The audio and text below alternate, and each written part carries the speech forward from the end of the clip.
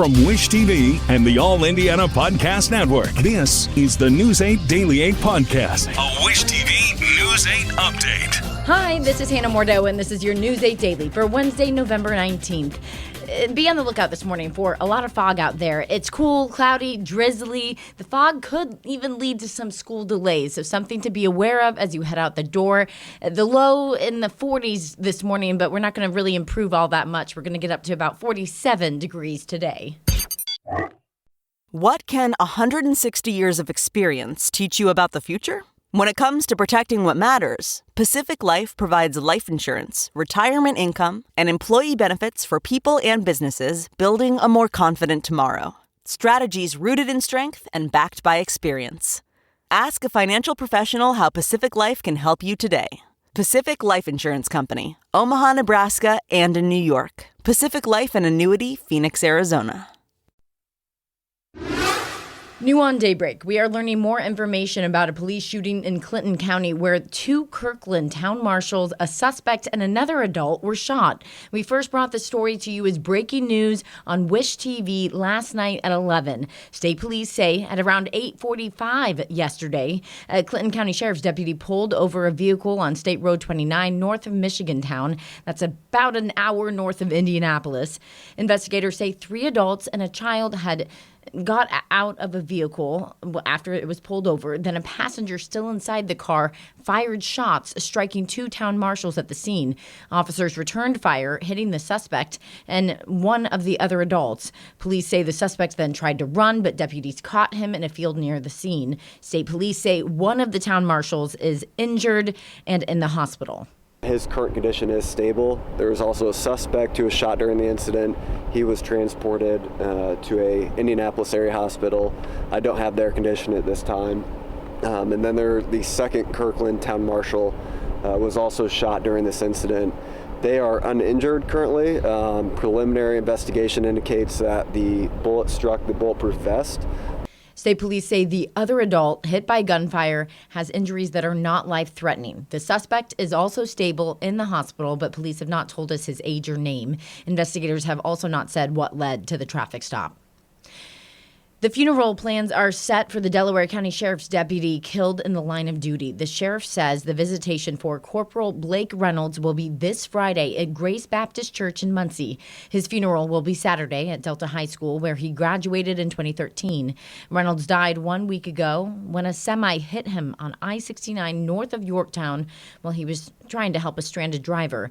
The sheriff says he had known Reynolds since he was a teenager. Full of energy. He was ornery. He was always good for a joke, good for morale. One of those guys that's a good leader, super dedicated to his job, and had just such a bright future. It's just tragic what's happened. We'll have coverage of Deputy Reynolds' funeral this Saturday on Wish TV and WishTV.com. At the State House now, the State Senate has voted to not meet again until January 5th. That could end Governor Mike Braun's push to redraw Indiana's congressional maps. President Trump has been pressuring state lawmakers to redistrict to help Republicans hold their House majority next year. News 8's government reporter Garrett Bergquist brings us the latest. Governor Mike Braun says he's already exploring ways to compel the state Senate to show up and vote. House Speaker Todd Houston says that he still wants members of his chamber to keep their calendars open for the first 2 weeks of December, but it's very unlikely at this point the General Assembly will change course.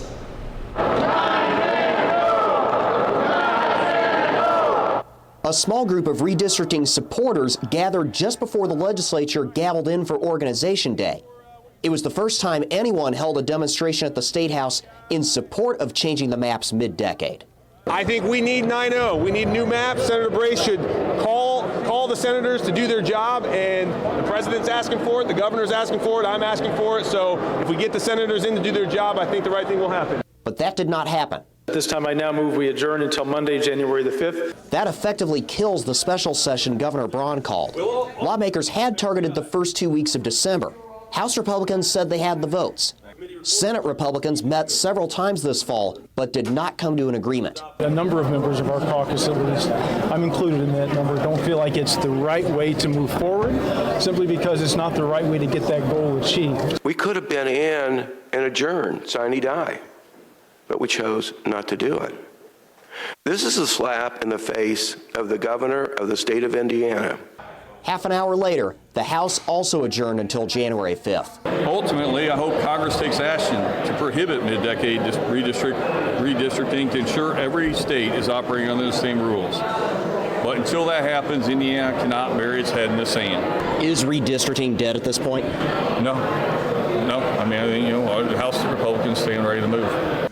Democrats say they're relieved. We are happy to see this common sense approach. The Democrats have been advocating for many weeks now, and now that we've seen the coming back date of January 5th, we can turn our attention to work on legislation that's going to help reduce costs.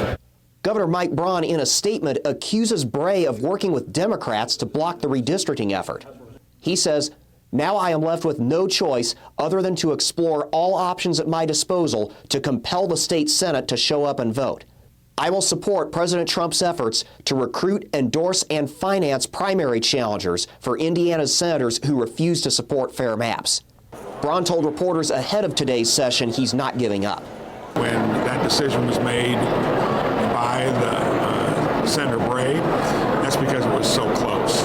With all the pressure, all the stuff that's going to come from here forward, this is just in the first inning. So we're going to see what happens. Now, Bray says Senate lawyers tell him they can set their own schedule despite the governor's order.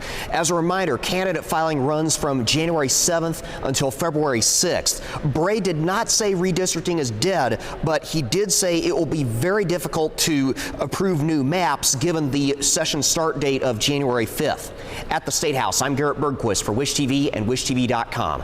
Coming up this morning on Daybreak, Governor Braun will be live in our studio. I will ask him about the future of redrawing districts, as well as his ongoing push to boost entrepreneurship.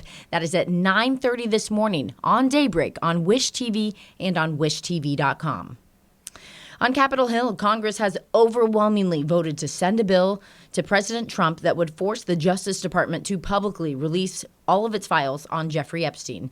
Maribel Gonzalez reports on what happens next. First in the House. On this vote, the yeas are 427, the nays are 1. Then, under unanimous consent in the Senate. The Senate has now passed the Epstein bill as soon as it comes over from the House. The bipartisan bill forcing the Justice Department to release all of its case files tied to convicted sex offender Jeffrey Epstein garnered near unanimous approval from both chambers of Congress. Louisiana Republican Representative Clay Higgins was the only lawmaker to vote against the bill in the House, saying the legislation was written in a way that might harm innocent people. Many of the Epstein survivors disagree. We were victimized as children and failed repeatedly by the very system that was supposed to protect us. That's why we stand here today, to demand justice and accountability, not just for Epstein and his crimes, but for every predator and every enabler who participates in or protects abusers. GOP Representative Marjorie Taylor Greene joined survivors on Tuesday, pushing back against President Donald Trump's attacks after he called her a traitor for supporting the Epstein files vote.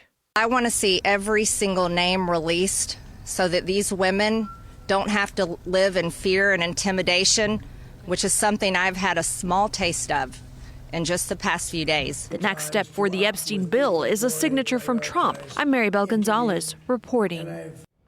Wish TV is your education station. It is almost time to meet our Golden Apple Award winner for November. We have surprised this teacher with the award and a school supply shopping spree to teachers' treasures. So here are 3 clues. She's a family and consumer science teacher at Westfield High School. And basically that means she teaches life skills. She went to culinary school and is a trained chef, so part of her job is teaching students to cook. She also runs 3 after-school programs, but students say it's her personality that helps her reach teenagers.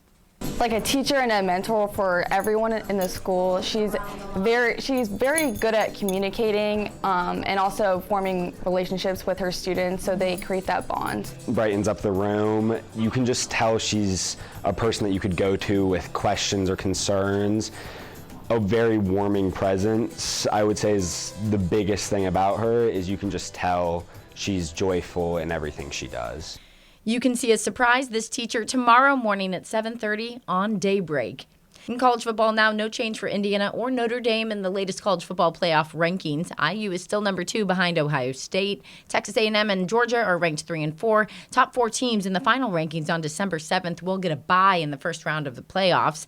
Notre Dame is holding steady this week at number 9.